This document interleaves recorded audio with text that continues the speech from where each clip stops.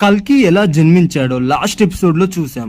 ఇప్పుడు కలి జన్మ గురించి మాట్లాడుకుందాం. కలి అని రాక్షసుడు అధర్మాన్ని లోకమంతటా కూడా గాలిలా వ్యాపించడం కోసం భూమిపైకి వచ్చాడు. అలాగే కలి రూపం గురించి మాట్లాడుకుంటే అతడు తన చేతిలో తన రహస్యాంగాన్ని పట్టుకొని చూపిస్తూ ఉంటాడు. ఈ విధంగా రహస్యాంగాన్ని పట్టుకొని చూపించడానికి వెనక ఒక అర్థం ఉంది. పురుషాంగం కామానికి గుర్తు కదా. ఇతడు నిరంతరం తన చేతిలో తన రహస్యాంగాన్ని పట్టుకొని ఉంటాడు కనుక ఎప్పుడు కోరికలను కలిగి ఉంటాడు అని దాని అర్థం. సమస్త వినాశనానికి కారణం కోరికే అని చెప్తూ ఉంటాయి మన గ్రంథాలు. కాబట్టి కోరికనే తన గుర్తుగా తన అంగాన్ని పట్టుకొని ఉంటాడు మన కలి. ఇక కలి జన్మ కథ ఎంత నీచంగా ఉంటుందంటే వినడానికే మనకి ఒళ్ళు కంపరం పుట్టిపోతుంది. అంతటి నీచమైన కథని ఇప్పుడు మనం విందాం. కలి ఎలా పుట్టాడు అనేది చాలా పెద్ద కథ. ప్రళయానికి చివర్లో బ్రహ్మదేవుడు తన పుష్టభాగం నుంచి బాగా మురికిగా ఉన్న పదార్థాన్ని విడుస్తాడట. ఇక్కడ పుష్టభాగం అంటే మల విసర్జన చేసే భాగం అని అర్థం. అంటే మన వర్డ్స్ లో చెప్పడానికి మన బ్యాక్ అని చెప్పొచ్చు. ఎక్కడి నుంచి అయితే మన వేస్ట్ బాడీలోని వేస్ట్ బయటకు వచ్చేస్తుందో దాన్ని పుష్పభాగం అని అంటాం. కానీ వచ్చింది బ్రహ్మదేవుడి దగ్గర నుంచి కదా. బ్రహ్మదేవుడి దగ్గర నుంచి ఏది వచ్చినా కూడా అది ఊరికే పోదు. భూమి మీద తనకంటూ ఒక స్థానం ఉంటుంది. కాబట్టి ఇప్పుడు విసర్జించిన ఈ భాగం అయితే అధర్ముడు అనే ఒక ప్రాణిగా అయితే జన్మిస్తుంది. ఇక్కడ అధర్మం అంటే ధర్మానికి ఆపోజిట్ అన్నమాట, ధర్మ విరుద్ధం. అలాగా ఈ అధర్ముడు జన్మించాడంటే ఇతనికి శత్రు ఎవరు? ధర్మం, మంచి గుణాలు కల వాళ్ళు. ఇతడి జన్మంతోనే ధర్మాగ్నులు మరి ధర్మం కూడా తుడిచిపెట్టుకుపోవడానికి సిద్ధంగా ఉన్నాయి. ఇతడు ఎంత బలం కలవాడంటే ప్రపంచంలోనే అందరికంటే మంచి మనిషిలోకి కూడా దూరి అతనిలోని అధర్మాన్ని బయటకు తీసి ధర్మాన్ని మింగేసి అంతటి మంచివాణ్ణి కూడా అధర్మపరుడిగా మార్చగల శక్తి కలవాడు. ఇక్కడ అధర్ముడే పరమ శక్తివంతుడు అంటే ఇతని భార్య మిథ్య. ఈ మిథ్యకు పిల్లి కళ్ళు ఉంటాయి, కానీ ఈమె చాలా అందగత్తె. మిథ్య అంటే లేనిది ఉన్నట్టుగా భావించుకోవడం. సామాన్యుడు కూడా తాను సప్త సముద్రాల్ని లంఘించినట్టు ఒంటి చేత్తో 100 మందిని కూడా చంపేసే శక్తి ఉన్నట్లుగా అధిక సంపన్నుడిగా. ఇక ఒక్క మాటలో చెప్పాలంటే తనను తాను మహారాజుగా ఊహించుకునేటట్టు చేసేదే ఈ మిథ్య.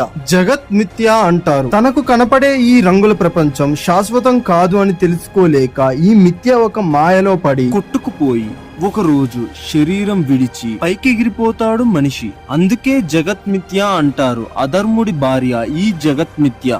అసలే మనవాడు అధర్ముడు, కానీ ఇప్పుడు అలాంటి అధర్ముడికి మిథ్య తోడైతే ఎంతో దారుణంగా మారబోతుంది మనుష్యుల పరిస్థితి. అందుకే ఎవరినైనా వారి బుద్ధిని నమ్ముకోమని పెద్దలు ఊరికే అనరు. ఇక వీరిద్దరికి పుట్టిన కొడుకు గురించి మాట్లాడితే అతడి పేరు దంబుడు. తనతో పాటు మాయా అనే కూతురు కూడా పుట్టింది. ఇక్కడ దంభం అంటే బడాయి అంటే ఏమీ ఉండదు, కానీ బడాయిగా మాట్లాడతాడు, బడాయిగా ప్రవర్తిస్తాడు కూడా.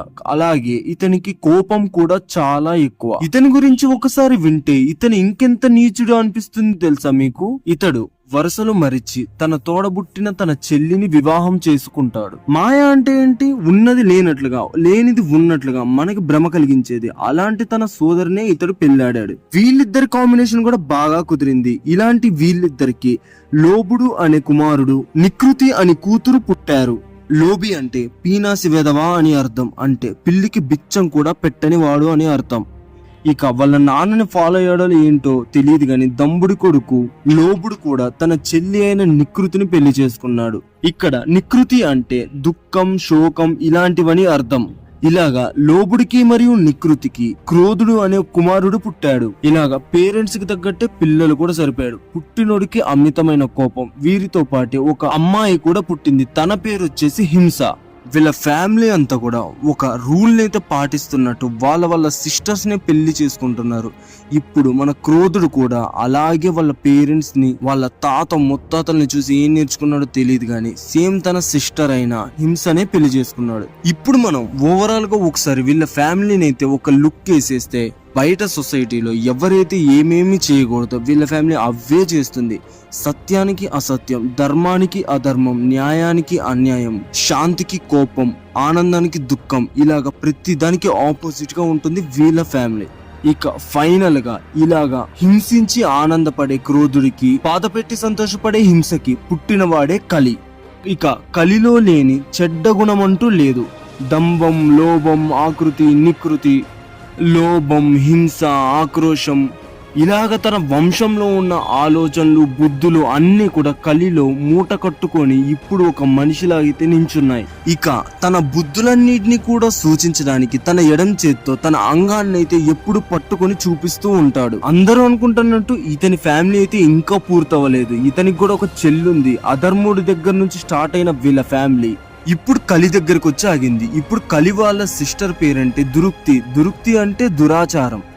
సేమ్ ఫ్యామిలీ ట్రెడిషన్ ఫాలో అయిపోయి సేమ్ వాళ్ళ చెల్లినే పెళ్లి చేసుకున్నాడు కలి. ఇక వీళ్ళ ఫ్యామిలీ ప్రొడక్షన్ మళ్ళీ స్టార్ట్ చేశారు. వీళ్ళిద్దరికి మృత్యు అనే కూతురు, భయుడు అనే కొడుకు అయితే పుట్టారు. ఇక వీరు కూడా పెళ్లి చేసుకుని నిర్దయుడు అనే కొడుక్కి యాతన అను కూతురుకి జన్మనిచ్చారు. ఇలాగా మళ్ళీ భయం, నిర్దయ, దుఃఖం ఇలాంటివన్నీ కూడా మళ్ళీ ఒకటే ఫ్యామిలీలోకి వచ్చి చేరాయి. ఇవన్నీ కూడా సమాజానికి అయితే క్వైట్ ఆపోజిట్ అన్నమాట. వీళ్ళు ఎంతటి శక్తివంతులంటే వీళ్ళని వదిలించుకోవడానికి అనుక్షణం మనిషి బాధ పడుతూనే ఉంటాడు. ఎంత ప్రయత్నించినా కూడా వీళ్ళనైతే వాళ్ళు వదిలించుకోలేరు. వీరి శక్తి ముందు మనుషుల శక్తి చిన్నగిల్లిపోతుంది. ఇలాగా ఇన్ని దురాలోచనలు, దురాక్రమాలు వీటన్నిటికీ బంధువైన కలి మూలమై కూర్చున్నాడు. వీరందరూ వారి ఆక్రమణలైతే మొదలు పెట్టారు. ప్రపంచమంతా కూడా వీరి అధర్మం, అన్యాయం, హింస, భయానకం, ఆక్రోశం, ఆవేశం ఇలాంటివన్నీ కూడా వ్యాపించడం మొదలు పెట్టారు. కాబట్టి కలియుగంలో ఒకే కాలు ధర్మం పైన నించొని కుంటుతూ ఉంది. ఏలాల్సిన వాళ్ళు కాల్తున్నారు, రక్షించాల్సిన వాళ్ళు భక్షిస్తున్నారు. ఇలాగా మనల్ని కాపాడే వాళ్ళే మనకి హాని తలపెట్టే స్థితికైతే మనం పడిపోయాం.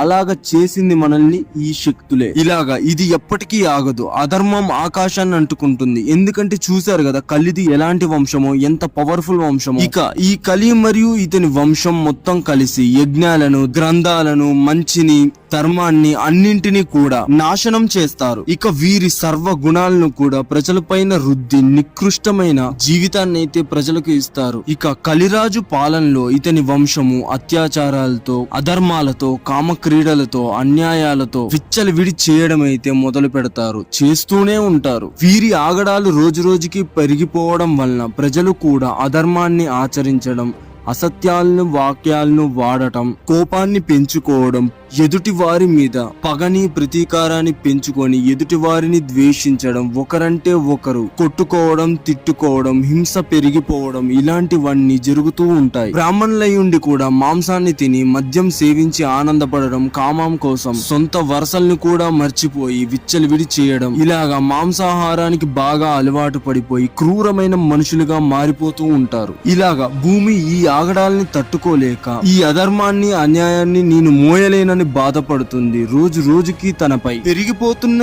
ఈ పాప భారాన్ని మోయలేక తొలగించాలని భావించి దేవలోకం వెళ్తుంది. అలాగా దేవలోకానికి వెళ్ళాక అసలు దేవతలు ఏం చేస్తారు, ఎవరిని పంపిస్తారు, కల్కి ఎలాగ భూమి మీద జన్మిస్తాడు, ఎక్కడ జన్మిస్తాడు, ఎప్పుడు జన్మిస్తాడు, వీటన్నిటి గురించి నెక్స్ట్ వీడియోలో చూసేద్దాం. వీడియో నచ్చితే లైక్, షేర్, సబ్స్క్రైబ్ చేసుకోవడం అయితే అస్సలు మర్చిపోకండి. ఛానల్లో ఇంకా ఇంట్రెస్టింగ్ టాపిక్స్ చాలా ఉన్నాయి. అండ్ ఇంకో ఇంట్రెస్టింగ్ టాపిక్ తో మళ్ళీ వద్దాం.